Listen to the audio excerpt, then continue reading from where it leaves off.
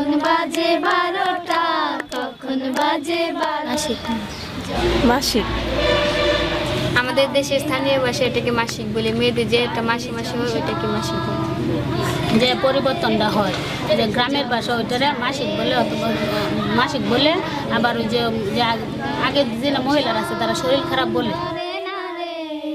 জরিমানা হইয়া যাইব যদি টানো চেনটা, যদি টানো চেনটা, যদি টানো চেনটা, যদি টানো চেনটা, স্টেশনের রেলগাড়িটা। আমার প্রথমে হয়েছে বাড়িতে সকালে ঘুম থেকে ওঠার পর আর কি, ওইটা হয়েছে হওয়ার পরে আমি তো বুঝছি না, তারপর আমার আম্মুকে বলছি, তারপরে আমার আম্মুর কাছে জিজ্ঞেস করছি যে আম্মু আমার এইরকম। বাড়িতে বাড়িতে আমার যখন হয়েছে তখন দেখে মার কাছে জিজ্ঞেস করছি, যে বলছে যে এটা সকল মেয়েদেরই হয় আর এটা হবে। আমার যে সময় প্রথম হয়েছে ওই সময় তো আমি আসলে কিন্তু এরকম জানতাম না যে এরকম মেয়েদের এরকম হয়। আমি এখনো কিছু জানি না। লজ্জা লাগছে তো এইসব? আজকে প্রথম আমি জানতেছি, এখানে আসি আমি এই কথাটা জানলাম। এসব সম্পর্কে আমার জানতে হবে। তারপরে বলছে ওইটা মেয়েদের হয়, ওইটা স্বাভাবিক হতেই পারে, সব মেয়েদের হয়, তোমারও হবে। ব্যথা লাগতো, কষ্ট হইতো অনেক। রাত্রে সকালে ঘুম থেকে উঠে দিয়ে একবারে সব নষ্ট হয়ে গেছে। আমি অনেক কান্নাকাটি করছিলাম, তারপরে অনেক ভয় পাইছিলাম। তারপরে মা আমাকে এইসব বলছে, ভয় পাইছিলাম। তবে আমার যখন হয়েছিল তখন আমার অনেক আনন্দ লাগছে। অস্বস্তিকর বোধ করে, তারা মনে করেন অনেকেই যে সময় প্রথম মেন্স বা মাসিক শুরু হয় তারা ভাবে যে এটা একটা অস্বস্তিকর, তবে তারা ভাবে না যে আজকের মাঝে তাদের হয়ে যাবে, আমরা ছুটি চাই অনেকেই। আবার অনেক সময় দেখা যায় অনেক মেয়েরা কান্নাকাটি শুরু করে দেয়। আমি দেখলে পারে কিশোরী ক্লাবের নেত্রী। আমি 2007 সাল থেকে এখানে আর কি কিশোরী নেত্রী হিসেবে আছি। এই ক্লাবে আর কি খেলাধুলা হয়, বিনোদন, তারপরে নাটক, ফুটবল, আবৃত্তি, নৃত্য, তারপরে গান বলে অনেকে। আপন ক্লাসের মধ্যে যৌতুক, বাল্যবিবাহ, তালাক, HIV/AIDS এর কি অনেক কিছু সম্পর্কে এটা ভালো মনে করি। আমাদের এলাকার অনেক মেয়েরা লেখাপড়া করে না, তাদের লেখাপড়া বন্ধ হয়ে গেছে, তারপরে তারা এখানে এসে বই পড়তে পারে, খেলাধুলা করতে পারে। এটা সম্পর্কে আমি প্রথমে আপনার যখন ট্রেনিং করছি ওইখানে যা শুনছি ওই সম্পর্কে।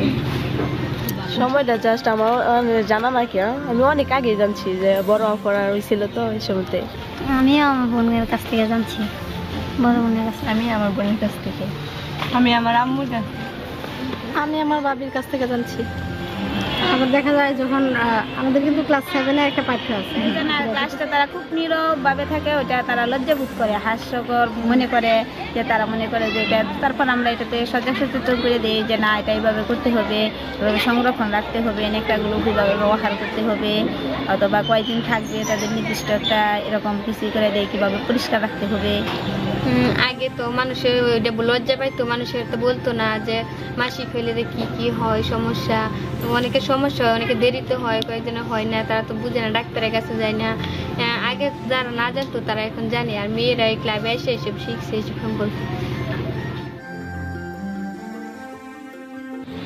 বান্ধবীর সাথে বলছি, তারা বলছে যে কারণ তারা আমরা নিজের এটা জানি যে আর বাইরের মানুষের সাথে যেন না বলি। আগে মানুষে বলতো মাসিক হওয়ার সময় দুধ খাওয়া যাবে না, ডিম খাওয়া যাবে না, কিন্তু এইসব বলাটা ঠিক না, এইসবের মধ্যে পুষ্টিকর আছে। তাছাড়া তারা আগে জানতো না এইসব সম্পর্কে, ওটা খাইলে নাকি কি তার রোগ হয়। এখন তো আর ওইটা তারা বুঝছে যে রোগ হবে না, এটা খাইলে পুষ্টিকর, পুষ্টি হবে শরীরে, এটা খাইলে এখন তারা বুঝে, এখন খায়, আগে কি খেত না। তাহলে মাসিক করলে ডিম, দুধ, এটা মাছ, এটা খাম যেত না, কারণ মাসিক গন্ধ করবো। দুধ খেলে নাকি সমস্যা, দুধ খেলে শরীর সাদা হয়ে যাবে। আগে তো ওইটা মানুষে ভাবতো যে ওইটা আর কি, ওই এটা হইলে মাসিকটা হইলে যে অনেক কিছু খাওয়ান টাম যাইতো না, কিংবা এটা আর কি খারাপ মনে করতো। কিন্তু এখন ওই যে আমাদের কিশোরী ক্লাবে আইসা যে অনেক কিছু জানা হচ্ছে। প্রথম পেট ব্যথা করার সময় কোনো কিছু করি নাই, তারপরে আর কি বড়ি খেয়েছিলাম। অনেকেই পেট ব্যবহার করে, আবার অনেকে নিরাপদ কাপড়, পরিষ্কার কাপড় আর কি ব্যবহার করে। সবাই তো আর পেট ব্যবহার করে না, তাই নিরাপদ কাপড় ব্যবহার করে অনেকে। কাপড়টা ধুয়ে গরম পানিটা পরিষ্কার করে আর কি দেওয়ার পরে ওইটা রোদ্রে শুকায়, তারপর ওইটা আবার পরবর্তীতে ব্যবহার করে, যার ফলে কাপড়টাই বেশি ইউজ করে। কাপড়টা তো ওদের আবার যে পুরানো জামা বা পায়জামা ওইগুলোই ওরা ধুয়ে ইউজ করে। স্কুলে পুরো কাপড়টাই ফেলে দিয়ে আবার আসলে তারা আবার একটা নতুন করে ব্যাগ রেখে দেয়, তারপর ব্যাগে মানে নিয়ে এটা আসে নতুন তারা করে নিয়ে আসে, কাপড়, ব্যবহার ওইটাই তারা ইউজ করে। প্রথমে কাপড় নিচে গেছিলাম, আর এখন তো জানলাম প্যাড সম্পর্কে, প্যাড ব্যবহার করি।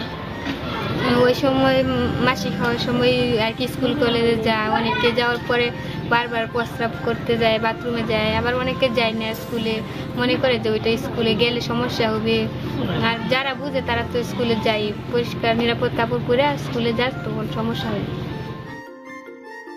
মানে স্কুল কলেজে আর কি বাথরুমে একটা থাকে, একটা থাকার কারণে ছেলে মেয়ে উভয়ে ওই একটা বাথরুমে যায়। তারপরে মেয়েরা যায় না স্কুলে, যে একটা বাথরুমে কেমনে যাবো হওয়ার সময়, মাসিক হওয়ার সময়। তারপরে ছেলেরা আর মেয়েরা একসাথে তো বাথরুমে যায়, তাই আর কি যায় না। আমার মনে হয় যে আমাদের স্কুলে আমরা মহিলা টিচারটা অনেক সচেতন, তো আমাদের সাথে কিন্তু বাচ্চাদেরকে পুরোপুরি ফ্রি। স্কুল বাদ দিছিল কোনো সময়? না, যদি স্কুলে হয় তাহলে ম্যাডামরা সহযোগিতা নিয়ে যে মানে বাথরুম টয়লেটে গিয়ে তারপরে চেঞ্জ করে আসতে। কোনো সমস্যা হইতো না স্কুলে যদি প্যাড বা নেপকিন ব্যবহার করা হইতো? হ্যাঁ, অনেক সময় দেখা যাচ্ছে যদি কোনো একটা মেয়েকে মানে স্কুলে আসতেছে না, দেখি যে কেন আসছো না এরকম কোনো প্রশ্ন করতে, তারা বোঝে যে ম্যাডাম অসুস্থ ছিলাম। তার মাঝে আমরা বলি যে কি অসুস্থ, কিন্তু তারা ওই সময় লজ্জাকর বোধ করে যে বলতে চায় না যে অসুস্থ যেরকম। তারপর আমরা ধরে নিয়ে যে হয়তো এটার জন্য আসে না, আর আমরা বলি যে আমরা কীভাবে চলাফেরা করি, তাতে কোনো অসুবিধা নেই, তোমরা এরকমভাবে সুসজ্জিতভাবে তাহলে স্কুলে আসো। আমার মনে হয় যে স্কুলের তরফ থেকে, আমরা যেহেতু দোকানে বলছি প্যাডের কথা, তো দোকানে না বললে যদি স্কুলের পক্ষ থেকে কিছু প্যাড স্কুলে সংগ্রহে রাখে তাহলে সেটা অনেক ভালো হয়।